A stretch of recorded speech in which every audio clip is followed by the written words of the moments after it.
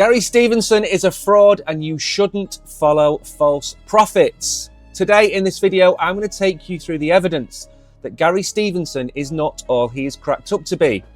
I'm going to go through the push of his book. I'm going to go through the push for him to be put towards MPs as a source of useful information. I'm going to go through the fact that he pointed out the obvious and the fact that his colleagues that he worked with do not agree with his presentation of the facts. I'm also going to show you where he is completely wrong when it comes to taxation and the rich and wealthy. So make sure before we begin this video to like and subscribe to Crypto Warehouse. Let's get into it. Gary Stevenson, born in 1986 in Ilford, is an economist. He worked at the Citigroup and was their most profitable trader over some of the periods of time he was there. He predicted that interest rates would stay low because of the growth in inequality. He made his money. There were many stories about how he left and why he left. Once he left Citigroup, he became a campaigner for wealth inequality and started to work on producing content that would help people understand why there is wealth inequality.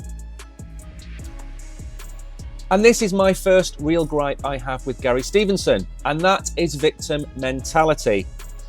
If you are told you are a victim, if the problems that you are facing are outside of your control, then it's easy for you to believe that you are a victim of some bigger or wider force. We've seen this as a trend in society over the last 4 or 5 years.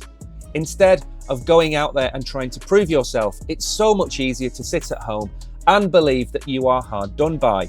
And that is what Gary Stevenson feeds on. You are a victim. And the rich people, they are the problem. It isn't the system that's made you poor. It's the rich people that have made you poor. It's not government overspend that has made you poor. It's rich people. It's not the green argument that's made you poor. It's the rich people. And it's easy for you to blame rich people because you don't have what they have. And therein lies the problem. The victim mentality. That is what he is feeding off. But the question you have to ask yourself is why? Why is Gary Stevenson feeding off this? Because it's an easy way to get traction. It's an easy way to get clicks. And it's an easy way for Gary Stevenson to get himself onto the likes of Piers Morgan and the BBC and the ITV shows. Now, the main question, did Gary Stevenson make all this money? Is he a self-proclaimed millionaire? What proof do we have that he is a millionaire? Now, of course, I always tell you to go and do your own research and don't believe everything you read in the press. This could be a hit piece by the Citigroup on Gary Stevenson, and you have to admit that. But according to his former trading partners, he's not all he's cracked up to be. He wasn't number one. He wasn't number two. So is he using his previous experience, his previous roles, to give a false image of who he is? Now, the Financial Times have claimed to have contacted 8 former traders that worked with Gary, and all of them agree that he wasn't their best trader. In fact, the best trader was a chap called Andy, who they nicknamed God. So Gary Stevenson's claim that he was the best trader at Citigroup is clearly false based on this article. Now, KB is pictured here with Gary Stevenson. KB says that a $35 million profit and loss for Gary wouldn't get him anywhere near the accolade, and I tend to agree. That sounds a big number to a lot of people who aren't in the finance world, but it really isn't that big a number.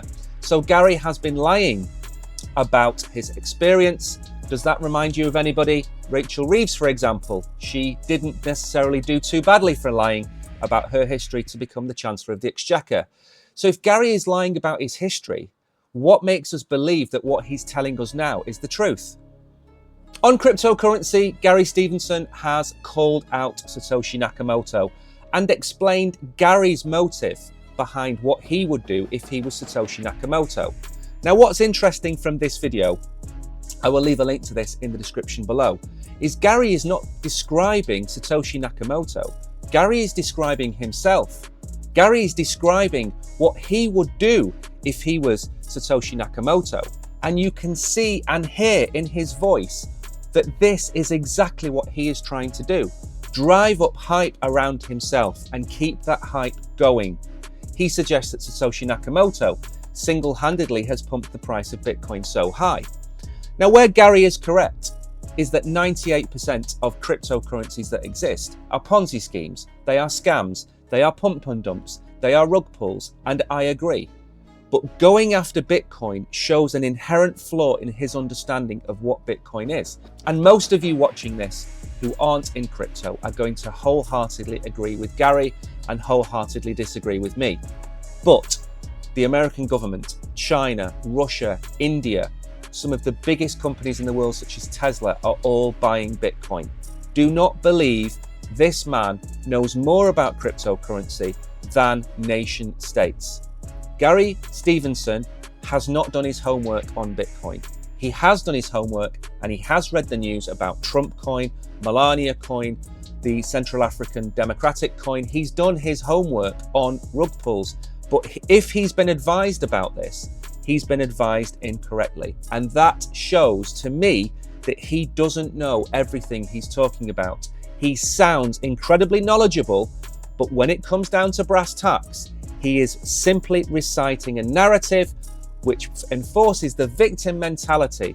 You are not to blame for not having a Lamborghini. You are not to blame for not living in a 5-bedroom house.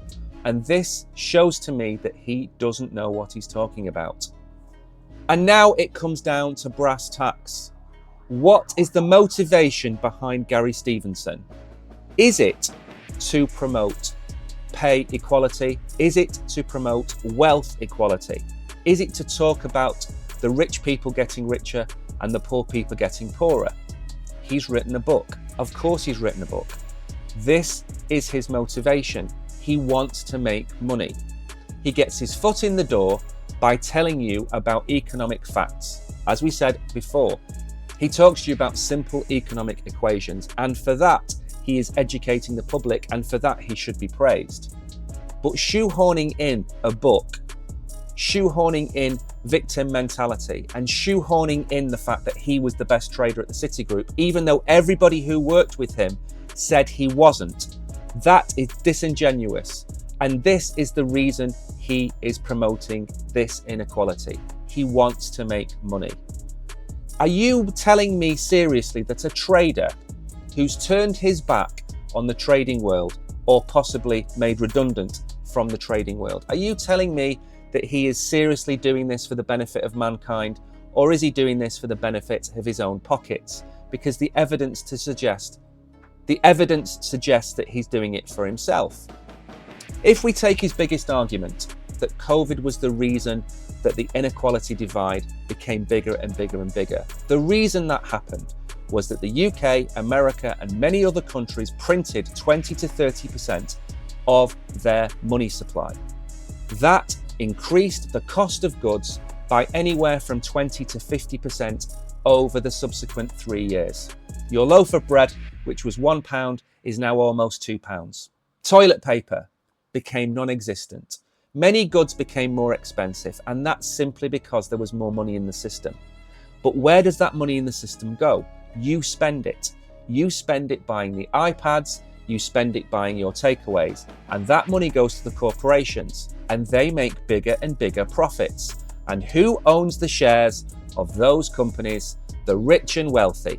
So when he turns around and blames Elon Musk or Jeff Bezos or any other billionaire for making more money and the divide being made bigger and bigger and bigger, ask the question, why have they got more money? Because you are spending your money on their products and they are making more profits which go into their pockets. And that is a broken system. And billionaires are a symptom of the broken system. They are not the problem. The system being broken is the problem. And that is where I find Gary to be disingenuous. Now, we're going to get on to my conclusion. Before I do, remember all of the links to everything I'm going to talk about in this video is down below. The links to the articles about Gary on the Financial Times, the link to the Reddit post, the link to the video on X. I will provide you with all of the evidence that I see before me. So please make sure to check that out and don't forget to like and subscribe. Now you've seen the facts as I have presented them on why I don't think you should take everything that Gary Stevenson says at face value. He is motivated by more than providing you with the facts. Now, as an aside to this, I have watched maybe 20 or 30 of Gary Stevenson's videos. Many of them, 19 out of the 20, for example, are excellent. They teach you about compound interest. They explain to you about interest rates. They explain to you about money supply. And for that, he is absolutely spot on. But he is doing nothing any economist wouldn't be able to explain to you. He is not a god that you should admire. He is basically telling people that don't have any money that rich people are bad and you need to tax them more. And I've shown you that way simply doesn't work. The system is broken. The wealthy people are just the symptom of the broken system. The system needs to be fixed. The bloat in government organisations needs to be fixed. Any socialist government will spend money, and it's a great time until they run out of money, and then they will tax more and more and more. The inefficiency in governments are the problem. The wealth is allowed to happen because of this broken system. But Gary is hell-bent on focusing on trying to go after the rich and wealthy. And he, to some degree, is right that there needs to be a fairer and better system. But the system needs to be fixed first. Otherwise, we're going to see more and more billionaires and less money in people's pockets. The inflation that we've had because of COVID was always going to cause house prices to go up and always going to push the price of food up. So he is stating the obvious, but he is doing it in a way that many people can connect with. But his story has remained unchallenged. Many of the shows I've seen him on Piers Morgan, for example, there is nobody to challenge him. He's put up against MPs, he's put up against Piers Morgan. Put him up against a real economist and let's see how he fares. Because he is not the person that you should follow blindly. Trust no one. With that, thank you for watching to the end of this video. I have been Mike. Please feel free to subscribe. See the comments later. Bye-bye.